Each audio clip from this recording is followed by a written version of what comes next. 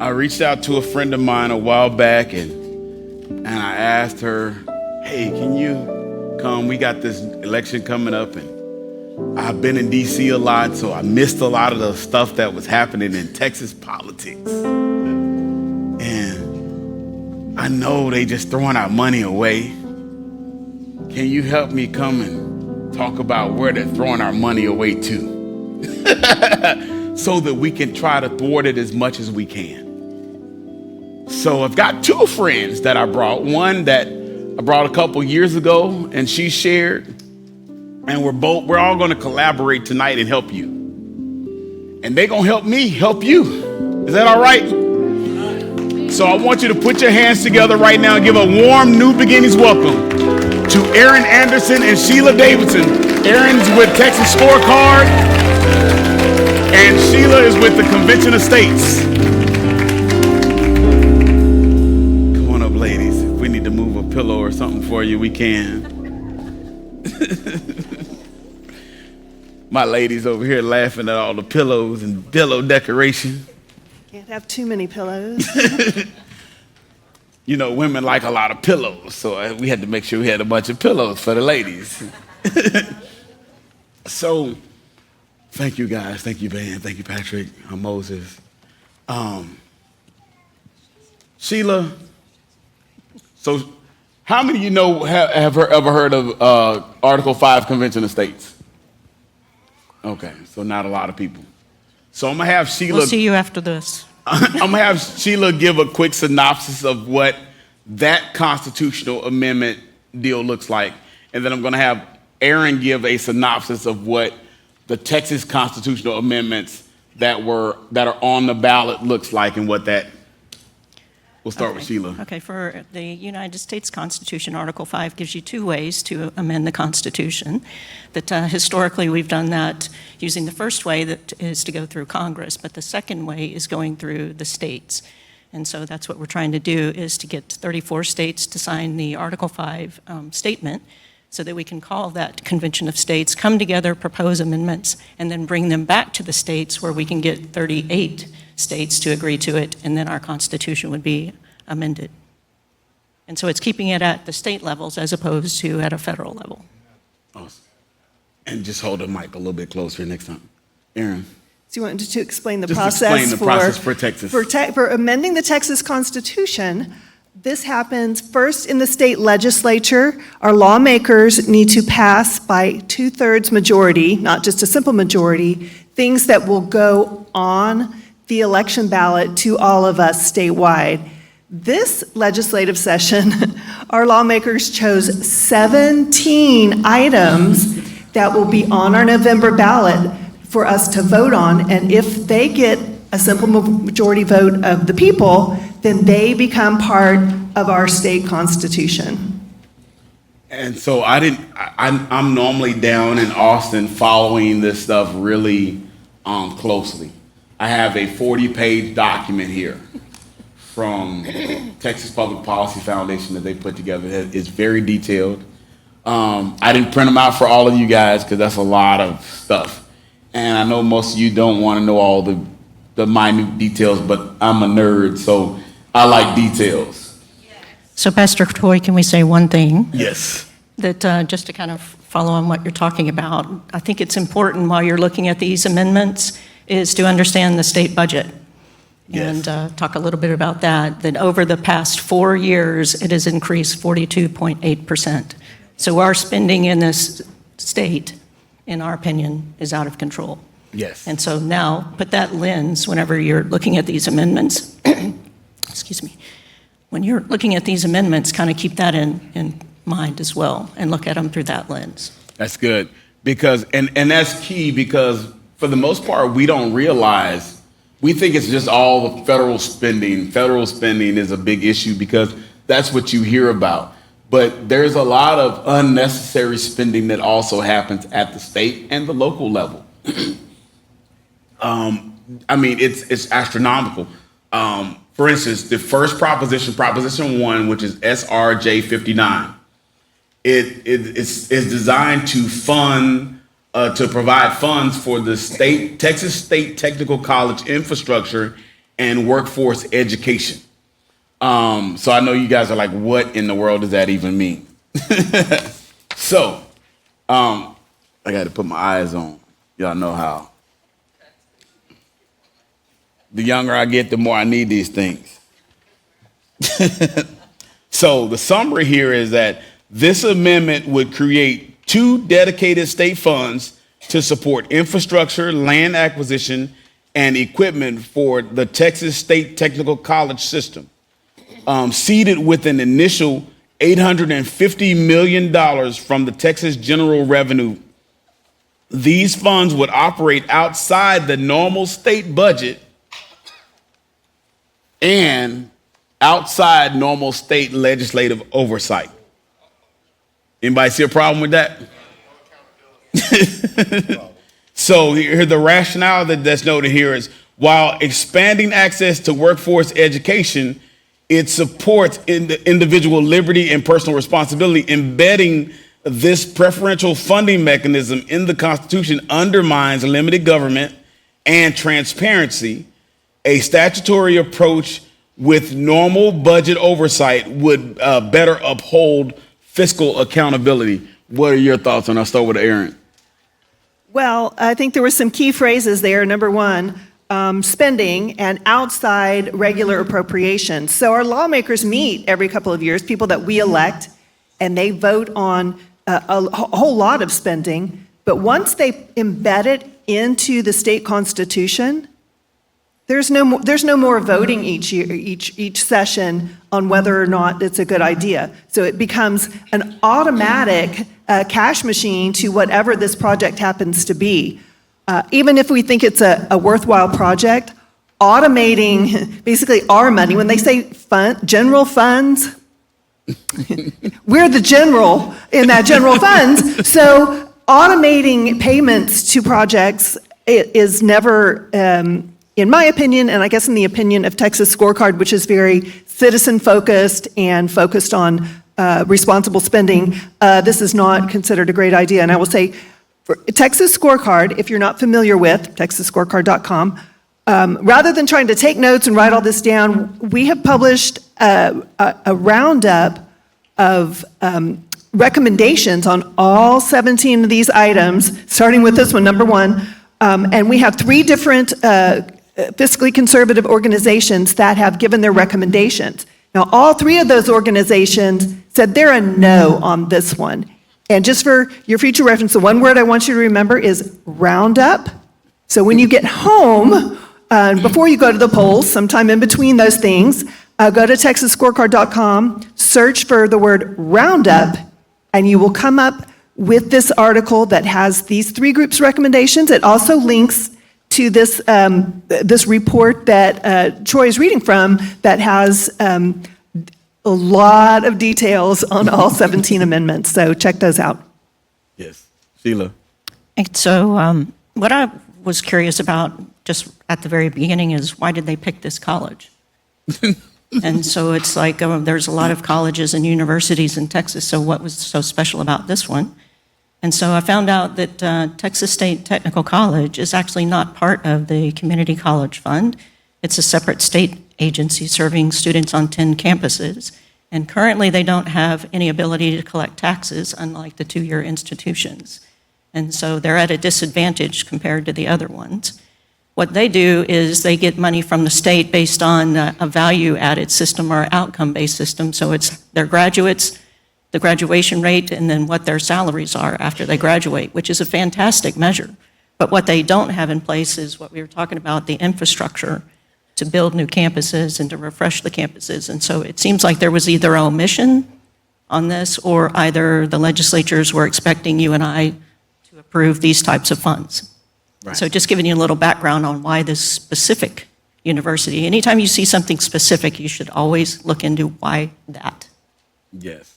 And it ends up being, it looks decent on the surface, but it's always the underlying things that you have to watch for. The number one thing that caught me in reading it, I just kept reading it over and over again, because I couldn't believe that they actually put the language in here that said no oversight. So that's how dumb they think we are, is that we can't comprehend that we're going to give them $850 million from the state fund, and nobody's going to monitor where that money goes. I mean, anybody here want to give somebody $850 million? I don't know anybody in here that wants to give somebody $20 and not know where it goes. Proposition number 2 is, put these eyes on, banning taxes on the realized or unrealized capital gains of an individual, family, estate, or trust. Sounds good. Here, summary, this amendment would permanently prohibit the Texas legislature from imposing any tax on capital gains, whether realized or unrealized. Texas currently does not have such a tax, so the measure functions as a safeguard to preserve the state's existing low tax structure. The rationale is that this measure upholds individual liberty, private property rights, and free enterprise by protecting Texans from future financial intrusion and double taxation. It strengthens Texas's commitment to limited government and long-term economic competitiveness. So this is one of the proposals that acts as sort of a preventive measure. You know, it's not happening now. We don't think it's going to, but it's sort of a just in case. And I will say all 3 organizations that we surveyed were a yes on this one, because we were always yes to no new taxes. Sheila. Yeah, I don't think I have anything else to add, but just whenever you see the word prohibit, and so that's something that they're enshrining in the Constitution as, I call them, a blocking mechanism to prevent future legislatures from doing something differently. And I think there's 3 of them in the 17 this time that say the word prohibit. And so just be sensitive to that. All right, number 3, denying bail under certain circumstances to persons accused of certain offenses punishable as a felony. Interesting that all these certain, nobody knows what the certain is. So the summary, this amendment would authorize judges to deny bail to individuals charged with a list of serious felonies such as murder, aggravated assault, and human trafficking, if the state proves by clear and convincing evidence that that release would endanger the public or risk flight. It embeds mandatory bail denial for certain charges into the state constitution with limited discretion for judges. The rationale for this is, while aimed at improving public safety, this amendment undermines individuals' liberty by expanding detention without conviction and curtails judicial discretion. It creates a rigid, constitutionally enshrined mandate that risks overreach, erodes due process, and expands the scope of government authority without adequate safeguards. Well, the 3 organizations that we surveyed, mixed results. It was a yes, a no, and a neutral. So this one is interesting. Obviously, the reason that it has come up is because we have seen so many judges going too far one direction of letting basically known murderers out on the street with 0 bail, and they've actually recommitted crimes in these instances. So the question is this going back too far the other way by making this mandatory? And the 9 felonies they can include murder, there's some child sex crimes, which I have to say, part of me wants to say, let's not let these people out again. But so the question has to be for each of you: is this going too far the other way, or is this a balance that we need compared to what we're having right now? Yeah, I agree with all that. And then the notes that I had seen when I read up on it is note that these are pretrial cases, and so defendants are presumed innocent until proven guilty. And also, it seems like there's overly prescriptive rules that are going to be limiting judges. Yes. And it just seems like we're oppressing a judge's job whenever he's supposed to be deciding what to do as far as bail goes. So this one just seems a little too far, in my opinion. And I'll just add, a constitutional amendment is much stronger than just legislation. If we had legislation addressing this and it could be, adjusted each legislative session to kind of react to how it's going, that's very different than, sort of, like you said, locking it into the Constitution. So sort of micromanaging a judge in the Constitution might be a bit of overreach, even as much as we don't want people who we think are going to commit more murders out on the street. So it's a real balance here. Right. And it's all predicated upon how you want to do it. I think it's something that the legislators should have done and taken it upon themselves to have the discussion. But I get what they're trying to pass the buck, so when something goes wrong, they can say, well, it's the voters, they voted for that. But they can't vote for it you can't vote for it if they don't bring it before you to vote for. But they will, in turn, the moment it doesn't do what they sent it out to do, they'll blame you for supporting it. That's what they do. Right. So now there's SRJ 7, which is Proposition 4, dedicating a portion of state sales tax and use tax revenues to the Texas Water Fund and to provide for the allocation and use of that revenue. Isn't that kind of vague? So this amendment would divert up to $1 billion per year in existing sales tax revenue into a new Texas Water Fund to support water infrastructure projects. The funding would occur automatically each year, bypassing the normal legislative appropriations process, and would continue until 2035 unless extended by the legislature. I don't know about you, Aaron, but that sounds like a slush fund. It sure does. And there we see that automatic expenditure rather than each session that we review and adjust. Y'all, there's no secret that water's a big problem around this state. And a lot of people are going to say, yes, we need more water. Let's vote yes here. But automating a certain amount is never necessarily the best way to go. And I will just say the 3 organizations we surveyed all were a no on this one. Yeah, with respect to this one, going into a little bit of a level of detail, that every 5 years there is a Texas water plan that is released. The last one that was released was in 2022. And if you look at that, we're way, way off track. So we're unfortunately behind the power curve right now. If you look at the Texas 2036 data, Texas must invest at least $153.8 billion over the next 50 years. $59 billion in new water supplies, $73.7 billion in fixing deteriorating water systems, and $21.1 billion in fixing broken wastewater systems. And so we have a significant budget shortfall or funding shortfall already. And so that's just more information to take into consideration. It's just like every time I see the fund word, it's to what we've already talked about. It's a hard no. But it's just like, I think it also behooves everybody just to understand the water situation in Texas is pretty behind the curve. And there's a lot of work that needs to be done, period.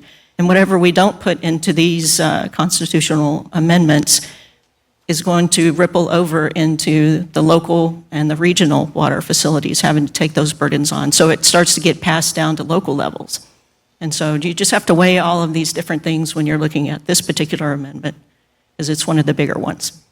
And this is another one of these that I talk about that sounds good on the surface because it draws you in, because you hear about water shortages and you hear about all these water issues. And you're like, well, I don't mind yielding $1 billion toward it. But if you already have a budget shortfall from your previous budget, that means you have misappropriated the previous funds that we've given you for this. So why would we allocate another $1 billion a year for 20 years or 10 years? That's $10 billion extra on top of your already shortfall to give you more of a shortfall. And I don't know about you, but I didn't read anything in there about any oversight on that one either. So There's $10 billion that's going to somebody's personal checking account.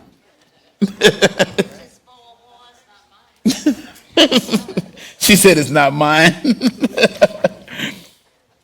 Okay, Proposition 5, exempting from ad valorem taxation tangible personal property consisting of animal feed held by the owner of the property for sale at retail.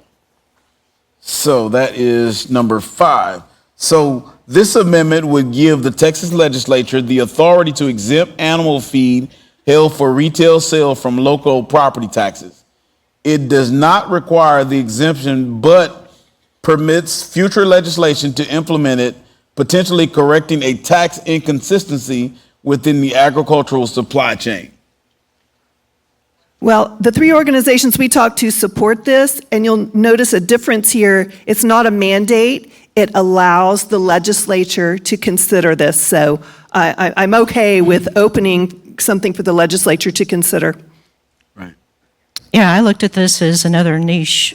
I think it was an amendment either the last time or 2 times ago, was exempting medical equipment inventory. Then it was aircraft parts inventory. So it seems like whoever is the loudest lobbyist, we get one of these types of amendments. So just take that into consideration. I need that lobbying job. Lobbyists make a lot of money, just in case you guys didn't know. I know some of our kids are thinking about being attorneys and doctors and stuff, but if you want to make the real money, be a lobbyist. No.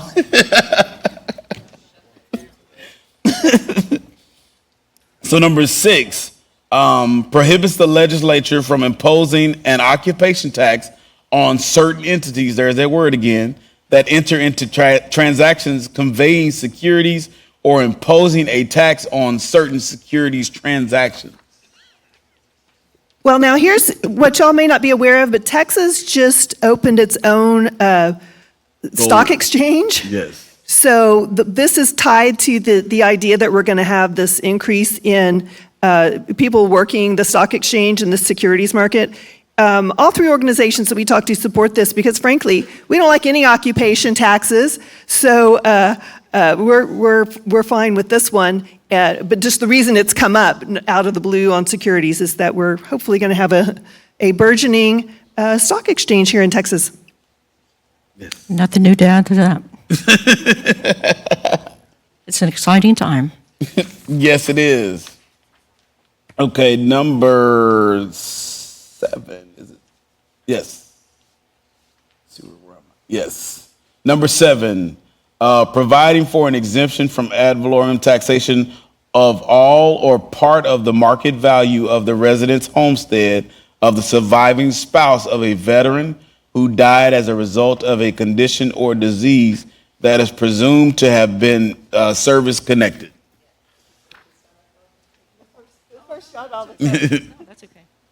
Yeah, to this one, it's another one of those, what I call is a compassion tax exemption. It's just like, when did you stop kicking your dog?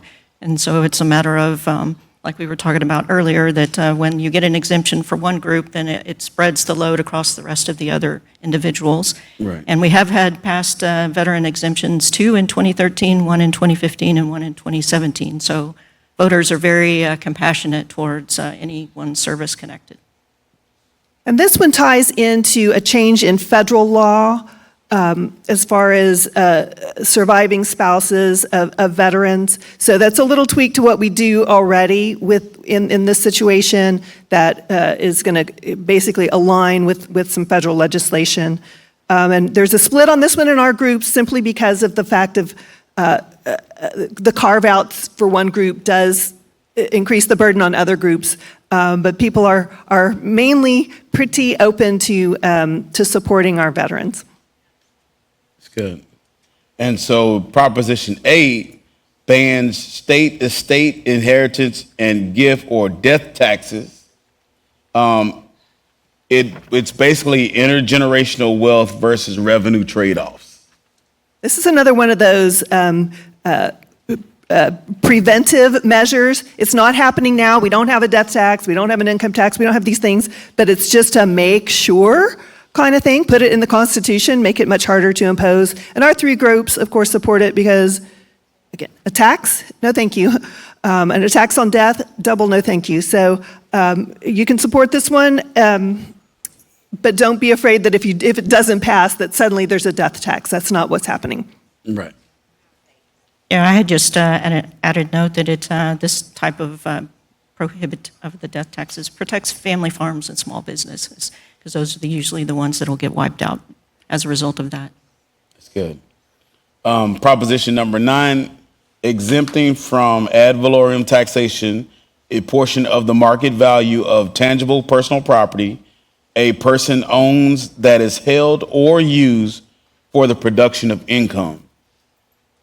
In case you don't know, ad valorem means property tax. That's Yes. their fancy word for it. So they are exempting some personal property from taxation for people that are, small business owners producing an income. So it's considered kind of an economic incentive for small businesses. All three groups we talked to support it. Yes. And that just since they did not put the dollar amounts in the actual wording, just for you guys to know that it's currently it's $2,500, and this moves it to $125,000. So it's kind of moving that smaller business more into a moderate leveled size business. Good. Which should inspire some of you to want to start a business. Home-based business at that. All right. So proposition number 9 lets the legislature exempt a portion of. That's the one I just did. Number 10. Temporary homestead tax exemption for homes destroyed by fire. And so C10 here. Okay, so this amendment would give the legislature authority to provide a temporary property tax exemption for homesteads that are entirely destroyed by fire. The exemption would apply only to the value of the destroyed structure, not the land, and would be implemented through future legislation. Yeah, believe it or not, people whose homes are destroyed by fire or by other disasters still receive property tax bills for the full value of when the home was standing, which is rather shocking. So all three groups we talked to support this. Obviously, if your home's been devastated, you shouldn't be taxed on a home that no longer exists. I think that's pretty, Right. It's just the way the law is structured now does not allow them to do this. So this seems pretty fair. Yeah, a couple of things that I noticed is why just fire? And so if my house is destroyed by a tornado or if Yeah. my house is destroyed by a flood, why is this just fire? And so that was the first question that I had. And I have experience, or I know somebody that had a significant flood in their house, and they went to the tax appraisal district and said, here's what it's going to cost to rebuild my house, and they lowered the value of the house. So I don't know why we have to put something like this into the Constitution. I think homeowners should be able to work directly with the appraisal district, assuming you have a reasonable appraisal district. That may be Right. part of the problem. Yeah, because if you're in Harris County, you probably don't have a chance. Or Travis. So all of that makes a huge difference. So here we are at 11.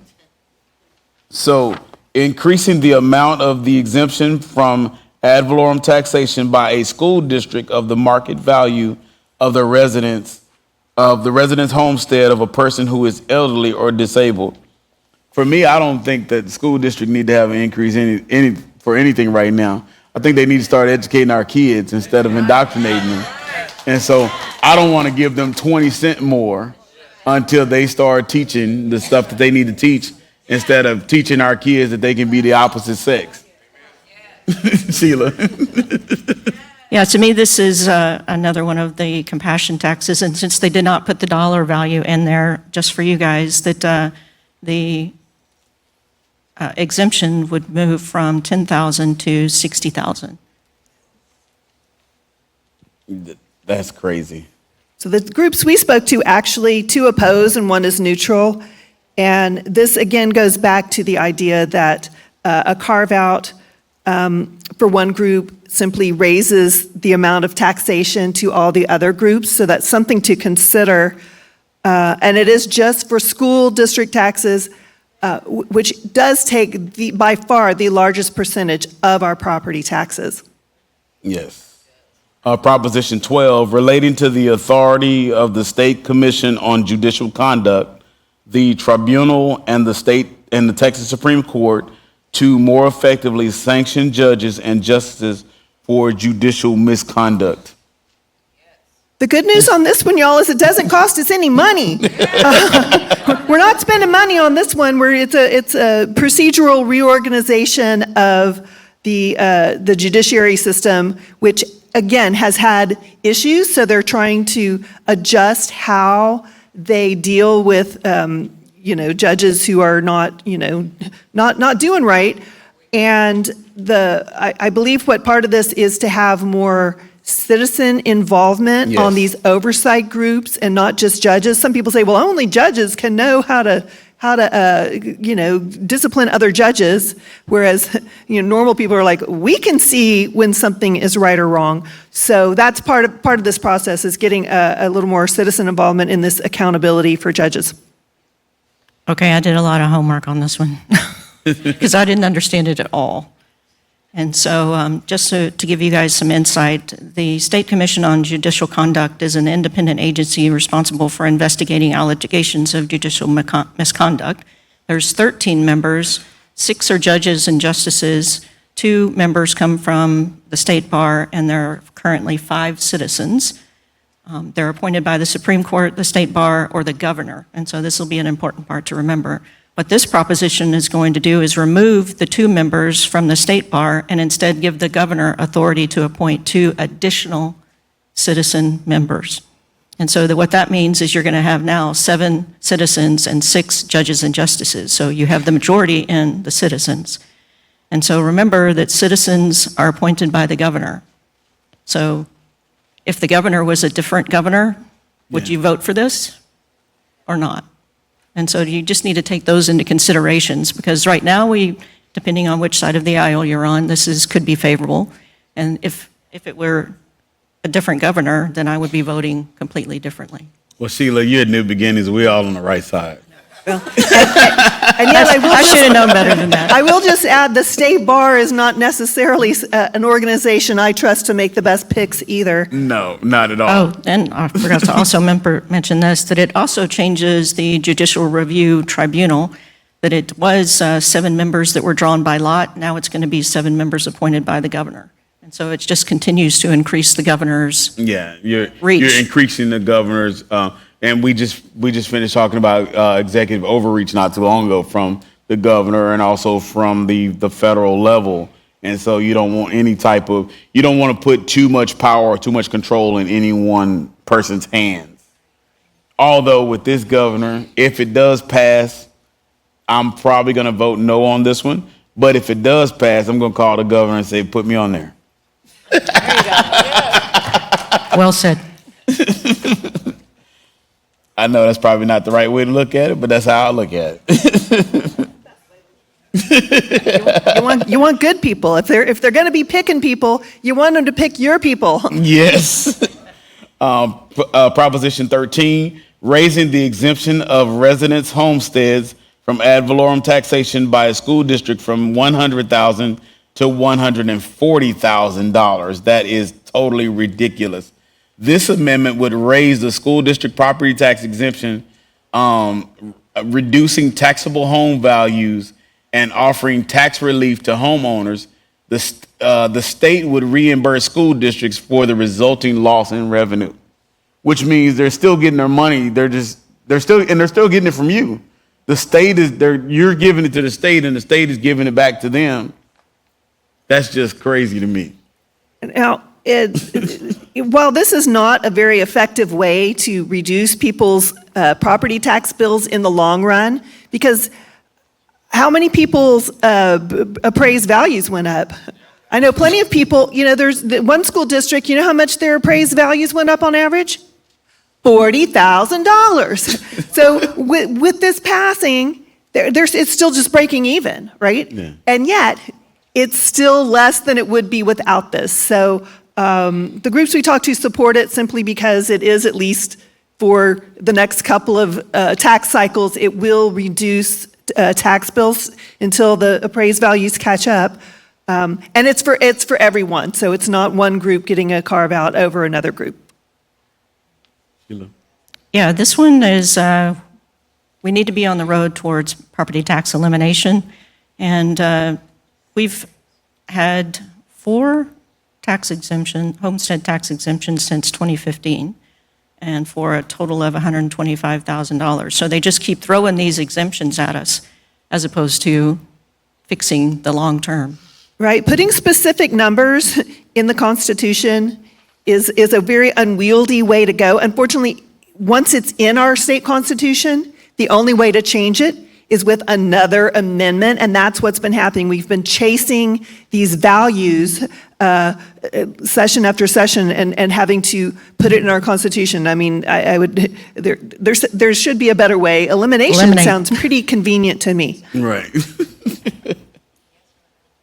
So this one is another one of those, 14 is another one of those that pulls at your heartstrings. Creating the Dementia Prevention and Research Institute of Texas, establishing the Dementia Prevention and Research Fund to provide money for research on and prevention and treatment of dementia, Alzheimer's disease, Parkinson's disease, and related disorders in this state. So this amendment would create a new state-run medical research institute and permanently dedicate $3 billion from the General Revenue Fund, plus up to $3 million annually for research and infrastructure related to dementia and neurodegenerative diseases. The fund would exist outside of the state's regular spending cap. There we go again. Provide money, that's your money, and $3 billion is a lot. Now, y'all may recall we did this with cancer research some years ago. I guess longer than maybe I need that dementia research because I can't remember exactly when, but it's been a long time. 2007. But what you may recall, this passed through another constitutional amendment, and what's the first thing that happened? A huge corruption scandal that the grants were being handed out and misappropriated. So there was a huge financial scandal going on there. So as much as you might think, oh, money should be spent on this, the money doesn't always even go to the organization that it's designated for because it's a big magnet for corruption. Yeah, and I believe this came from Lieutenant Governor Patrick. It's his number 5 priority. It's not mine. Yeah. And so dementia, my family's significantly impacted by dementia, but this is a hard no. It's just like we should be deciding individually where we want to contribute monies to research. We should not be having the state taking our dollars and sending it where Dan Patrick wants it to go. Again, that automatic slush fund, yes, that we've already seen how this works in action with a very similar program, and it wasn't pretty. Number 15, now this one is just, you shouldn't even have to have this thing on there at all. Parents are the primary decision makers for their children. Anybody in here that's a parent that don't know you're the primary decision maker for your child? Raise your hand so I can pour some oil on you. That's just, why does that have to be a constitutional amendment?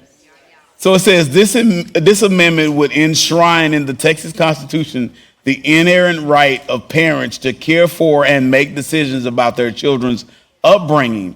It would restrict state or local government interference unless justified by a compelling government interest using the least restrictive means. Well, you ask why this should even be a constitutional amendment, and in fact, this is why some groups are opposed to this. They say if we try to put some specific wording into the Constitution for something that's already, a God-given inalienable right. Right. We're just opening up the door to interpreting these words and sort of conceding that the government gets to decide these things. It's kind of like the same argument with the Bill of Rights and the Second Amendment. The argument was, if we write it down like it's real specific, then we're kind of asking for trouble. We don't need to write it down because it's understood. But the flip side of that is like, is it understood? Is That's this true. what's happening? Or do we need to put it in black and white so that this gets respected? It's That's true. not that it's giving us some new parental right. It's Just putting it in affirming black it. and white to ensuring that that's protected. So, How about we affirm what a woman is? well, I think there was legislation on that, right? I don't think it made it to the Constitution this time, but I think there was legislation addressing that issue. Yeah, to me, these are just indicators of how far we've slid Right. as a society goes. And it's sad that we actually have to put a blocking amendment in our Constitution to protect ourselves. Right. Proposition 16, voters must be United States citizens. I think I got a bunch of people voting yes on that one. As well, they should. And again, this is a bit of a preventive. It's in our statute right now that you have to be a U.S. citizen to vote. But because we have seen other states and localities pass laws that allow non-citizens to participate in local elections, this is a preventive for a time, like you said, if there were a completely different group of lawmakers that started to think that was a good idea, because we have seen it happen. This makes it a more hard and fast rule because it's in our Constitution and not a statute that's easily changed. That's good. Say no brainer on that one. Number 17, we got through all of them. Can you believe it? Providing an exemption from ad valorem taxation of the amount of the market value of real property located in a country that borders the United Mexican States that arises from the installation or construction on the property of border security infrastructure and related improvements. So this amendment would allow the legislature to exempt from property taxation any increase in value to land in Texas border counties that results from the addition of border security infrastructure.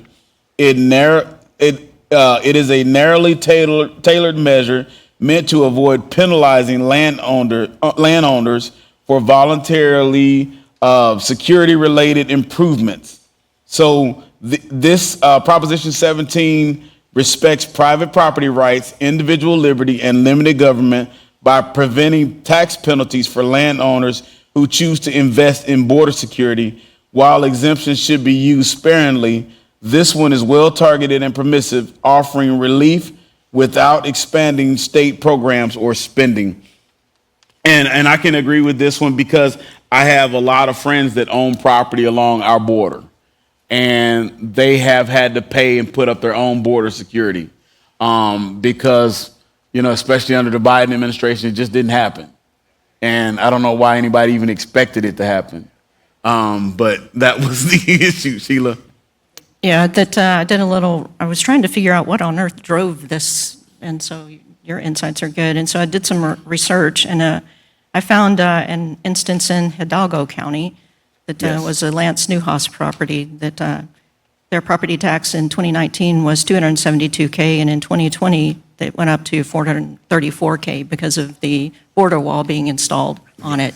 And so it's just like, you should be able to work this out through your appraisal districts, but apparently we have to put put a backstop in to help these people that are on the border. And that's liberal county leadership in that area as well. Right, exactly. Right, and that's that trade-off. What people say they want the local control, but if the localities are not, it's when they start to go off the reservation, just like with the judges or in these other cases, people feel like they need the state to step in and set a statewide standard so that taxpayers, homeowners, whatever, in one county aren't getting a completely different experience than the ones in another county because laws are being applied differently. The three groups we talked to did support this one, so. Awesome, awesome, awesome. And so the paperwork that you got that we've been reviewing, I've got copies of it on the ministry table in the hallway for you guys. And I see a bunch of you already have already stopped by and picked it up. But there is more out there. If we run out, I can print you more. If you want the 40 pager, just email Rhonda.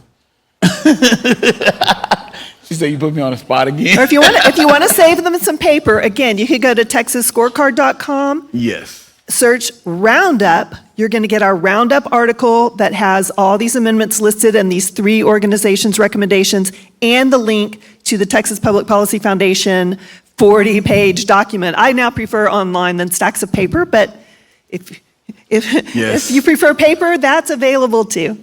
That's for us old people. And we still got time for questions. So if you have questions, can we put the rules for Q&A up on the wall, Amanda? And you would go stand over here at the mic next to Art. Is Amanda not back there? Oh, there they are. Are the rules big enough for you? Any questions? Any questions? The mic is right over here to my left, your right. Wow. I guess everybody head hurting, huh? They did a good job. Don't forget, if you have not gotten your Hebrew calendar, they're available in the bookstore now. They have come in. So those of you that have been looking for them, it is available. Paula expects to sell out tonight. Ain't that right, Paula? Thank you, Mike. Also on the 18th, we have Prayer in the City down the hall at, what's that room? New Beginning, Torah Room, whatever. Down the hall. What's that? South side of the building. You can enter there at 10 a.m. This Sunday, Pastor Larry is going to be teaching from Israel on Sukkot. So he's going to be in Israel teaching us here on Sukkot. It's going to be a great time, 10 a.m., 9 a.m. Torah study, 9 a.m. Sunday morning leadership. I'm going to get all these names after a while. As soon as I get them, then they'll change them again. Oh, and don't forget to bring your first fruit offering this Sunday for first fruits. I'm missing something. I know I'm forgetting something. Oh, yes. Thank you, Annette. Yes. Having a moment today. I don't know what's going on. I didn't drink my ginkgo today. Starting next Wednesday night, we will be going through a 6-week video series from Turning Point USA. Charlie Kirk, he and I talked about it before the assassination. And so we're going to be showing, it's called First Truth. It's going to take us a 45-minute series, take us through the first truth of the Bible.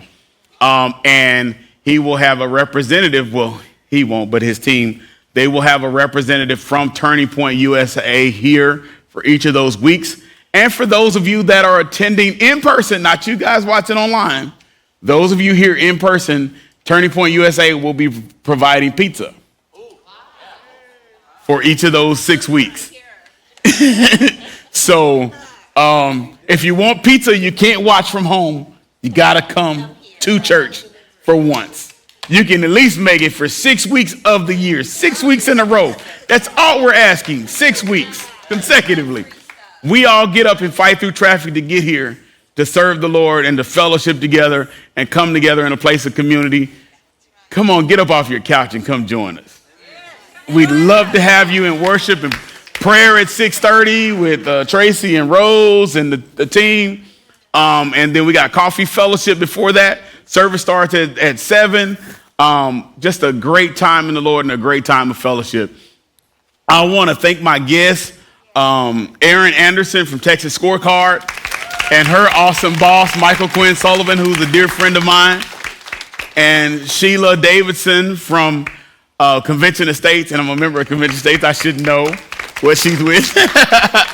and her amazing boss, who's a good friend of mine as well, Mark Meckler and his wonderful wife, Patty. Thank you guys so much. We love you guys. Father, I pray a special blessing over all of those that are watching, that came in by stream. I pray that you would just meet them at the point of their need. I pray that they would not go out empty, but they would receive that spiritual gift and spiritual empowerment, and that everyone in this room would receive that one certain spiritual thing that they're seeking from you. Receive it in their life right now by the power of Almighty God that is at work in them. We declare that over you until we see you on Sunday or next Wednesday night. God loves you, and I do too.